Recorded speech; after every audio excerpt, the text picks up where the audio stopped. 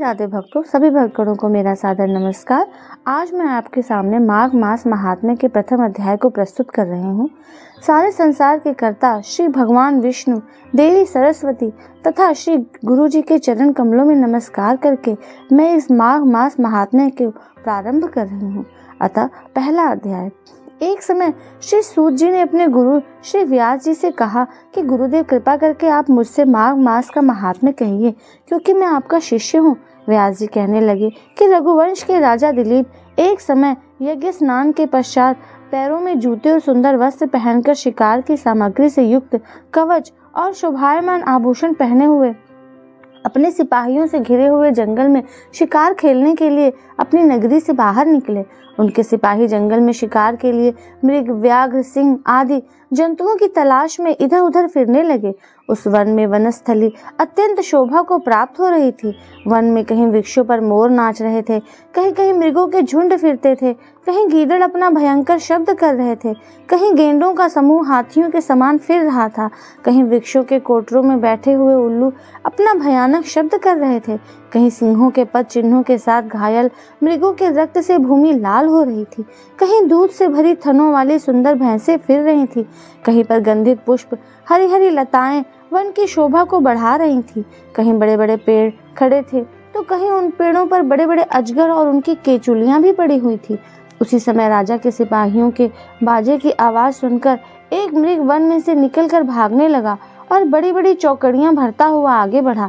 राजा ने उसके पीछे अपना घोड़ा दौड़ाया, परंतु मृग पूर्ण शक्ति से भागने लगा। मृग का कांटेदार वृक्षों में एक जंगल में घुसा। राजा ने भी उसके पीछे वन में प्रवेश किया, परंतु दूर जाकर मृग राजा की दृष्टि से ओझल होकर कहीं निकल गया।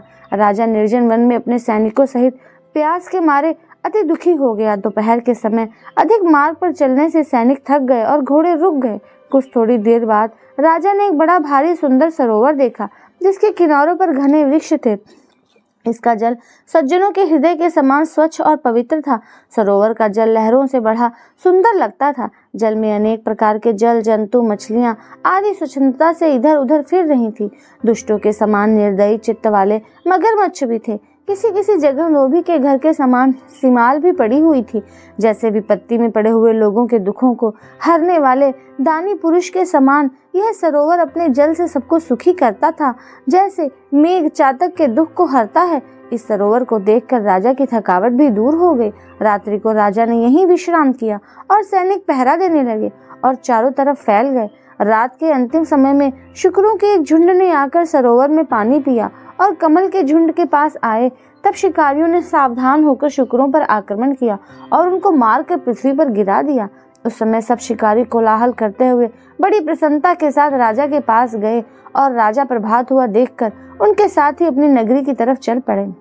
रास्ते में एक तपस्वी को देखा, जिसका शरीर तपस्या और नीमों के कारण बिल्कुल सूख गया था, जो मृगछाला और वल्कल पहने हुए था और नख, रोम तथा केश धारण किए था। राजा ने ऐसे घोर तपस्वी को देखकर बड़े आश्चर्य से उसको प्रणाम किया और हाथ जोड़कर खड़ा हो गया। तब तपस्वी ने राजा को कहा कि हे राजन, इस पुण्य शुभ माघ में इस सरोवर को छोड़कर तुम यहाँ से क्यों जाने की इच्छा करते हो? तब राजा कहने लगा कि महात्मन, मैं तो माघ मास में स्नान के फल को कुछ भी नहीं जानता। कृपा करके आप विस्तार पूर्वक मुझको बतलाइए। श्रीमन नारायण नारायण हरि हरि, जय जय नारायण नारायण हरि हरि, हरि ओम नमो नारायणाय, ओम नमो नारायणाय। भक्तों, इस प्रकार से प्रथम अध्याय संपूर्ण हुआ। अगले वीडियो में दूसरे अध्याय का वर्णन करूंगी। तब तक के लिए नमस्कार। राधे राधे।